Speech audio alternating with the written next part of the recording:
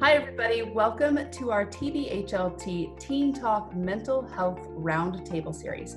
I'm your host, Maureen Kane, and in these roundtable discussions, it's just a place for teens to talk about mental health issues that you face, that you see around you, that you're dealing with in your own lives. So we're going to allow you guys and have you guys encourage you guys to ask questions, and then we're going to provide some perspectives from mental health professionals on how to deal with those issues. Hi, and I'm Sean Norton. Texoma Behavioral Health Leadership Team's mission is to improve the behavioral health and well-being for all people in the Texoma community. And its purpose is to serve as the community's hub for mental wellness and mental health. The following videos in this teen series are not meant to substitute advice or professional therapy. They're just going to be used as informational tools, and we do encourage you to participate. Maureen, you want to go ahead and get started? Yes, thanks, Sean.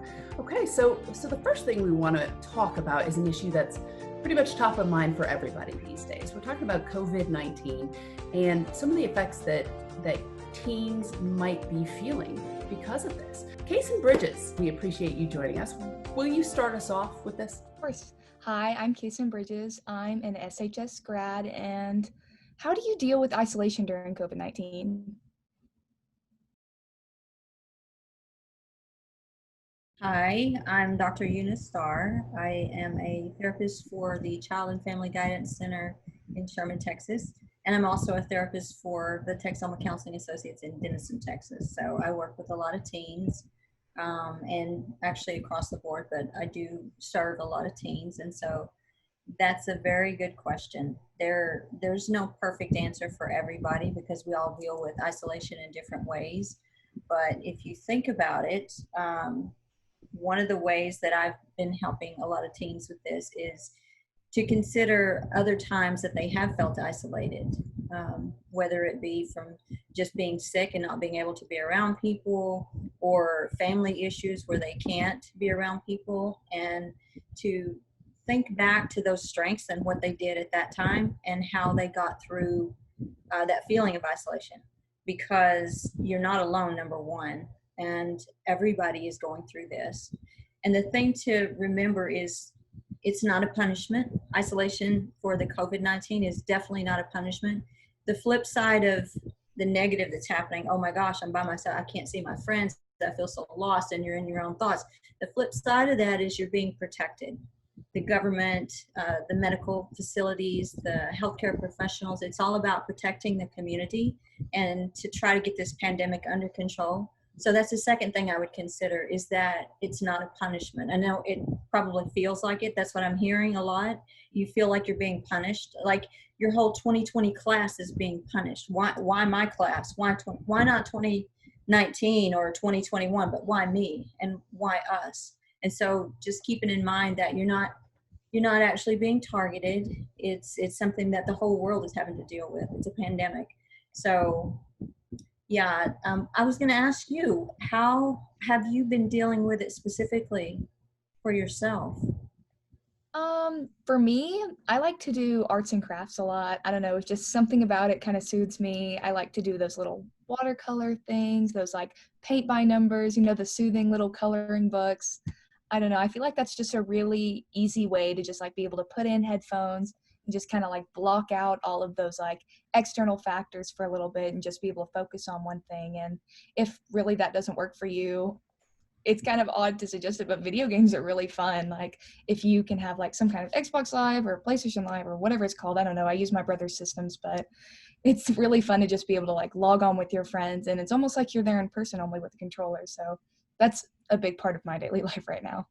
Yeah, that's two great points. One is art. When you do art, you're projecting your feelings, like feelings that you don't have words for. Maybe you don't know why you're feeling the stuff that you are, but when we do art, it is a form of therapy. It's a projection of what's going on the inside, and you can get it out on paper. And it's just like for kids that don't have words, the younger ones, their vocabulary, it's play therapy. They play it out. So art is a good way to do that, to get your stuff out. And then you made a great point of connecting. You can still connect. I mean, with the internet, we can do almost anything. So yes, gaming, what do we call it? Facebooking, all the social media, the TikTok, Twitter, all of those things are still there. And that's actually, I think, a lot of teens' saving grace right now, is that's the only way you can connect with your peers. And so those are two great points, and I agree with you on that. And the internet has connected us here today. And Ruth Witt also joining us today. Ruthie, you have a question as well. Yes, I do. I'm a Howe High School graduate, and my question is, how do you deal with things that you can't control, because we can't really control what's happening in this pandemic? So how do you deal with that? Again, that's a great question. And I think almost everybody to a certain extent is dealing with that, because the pandemic has had the control and it's taken it from all of us. So we have to go by the rules in order to stay safe and keep our family members safe. And so the way they're doing that is stay home, you can't go anywhere. Or if you do, at least now we're at the point if you can wear a mask and go, but even still, that's out of our control. It takes our rights away and our abilities to be who we are and to feel safe in our own space. So one of the things I would consider is, again, going back to the past, when things have felt like they're out of control in your life, there's always some things that we can control. It might be just what we do in our own room, how we play with our siblings, the kids in our family, games that we play with our families. So there's always some bit of control that we can get. And at a time like this, when the pandemic has control of us, we have to search for that. We have to search for, well, what did I do before when I felt out of control and I couldn't, I felt like someone or something was controlling me. So what did I do? So you look back on your past strengths and what you've done in that. But then also you look at, okay, my situation is out of my control, but what am I struggling with the most? Is it the disconnect? Is it not being able to reach out to people, to my friends, to what I used to do? And if that's the case, you look for other ways to do that. You look for other ways to connect. For example, let's see, how with high school, you're graduating, you don't get to do prom, you don't get to graduate normally like everybody else has. And so you find ways to do those things. And from what I've seen, people have done that. They've had modified graduations where they have to do it on several different days. And so you do it anyway. All these things that have been taken away from you, you find alternate ways to do that same thing, to say goodbye. Normally, seniors, well, all high school students, you have a day of just signing yearbooks and t-shirts and just saying goodbye. So you can't do that now. You couldn't do that. So you find other ways to say goodbye. You, again, you do video chats. I've heard lots of great ideas of making virtual yearbooks, getting your friends together, sending each other video clips and pictures of things that you've done over the years, or the past year especially, and making collages, putting it all together. So almost everything that's been taken away, you find a modified way to do that so that everything is not taken from you. You have to be creative, but there are things that we can do. Does that make sense? Yes, that does. What about you? What have you found to be helpful in your thinking to help you with that? Well, in the past now, when I felt like life is just spinning out and I can't do anything about it, I tend to focus on what I can control rather than what I can't. So like, for example, I can't go to prom, but I can wear my dress when I want to. I can, hang out with my siblings if I don't have any other way to, any more human interaction. There are multiple things that you can do throughout your day to make things easier. Have to be creative. Yes, that's really good. I agree with that. Dr. Starr, I'd like to ask a question.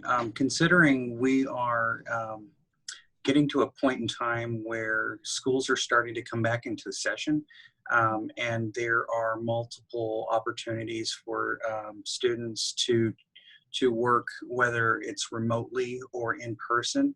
Do you have any recommendations for teenagers and dealing with kind of some of the anxiety surrounding those choices and the differences that they're going to be seeing and dealing with when they return to school?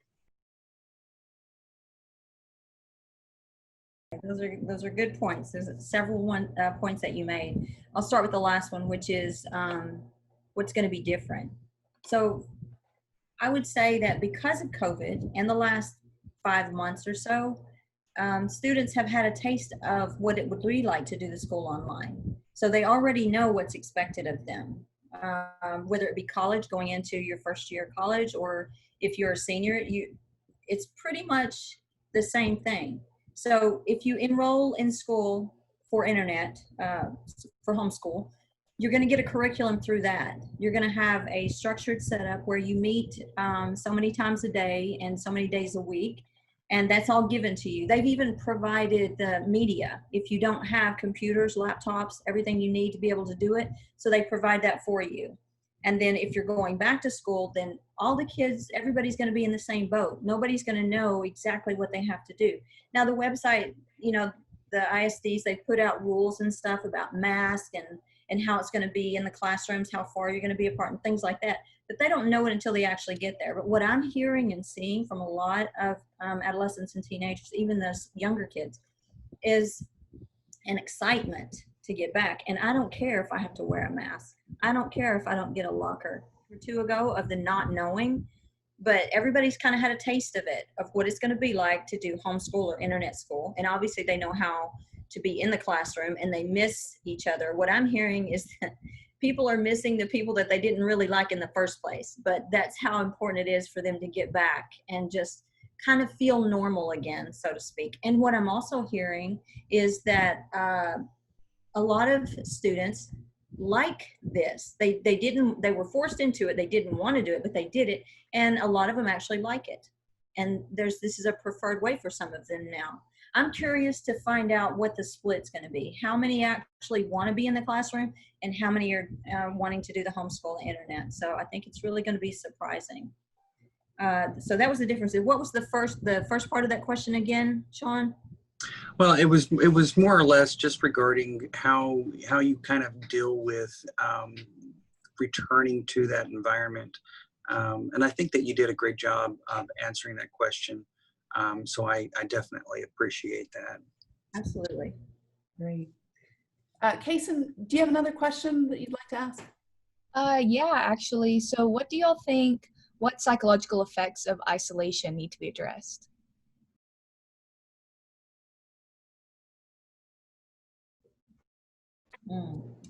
That's another great question. Well, let's think about this. For yourself and feeling the isolation, you may have also felt, and you can correct me if I'm wrong, but grief and loss, not having those that you really care about, just friendships, activities that you enjoyed, all those things that you get in social settings, they were all taken away from you basically. And so what you might be feeling is a lot of loss and grief, and that's totally normal.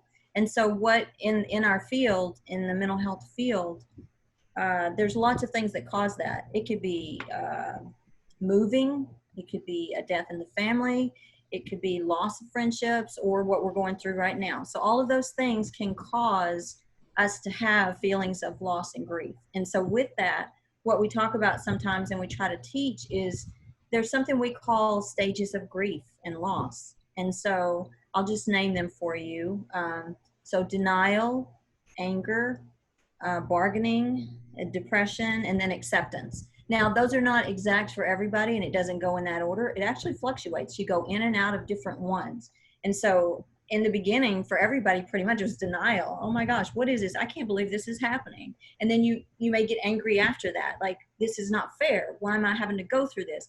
So, and then the bargaining is trying to figure out what you could do anyway, or what could have been done. And for younger children, they tend to think that the world revolves around them more than anything. And so they're looking at, what did I do? Is this my fault?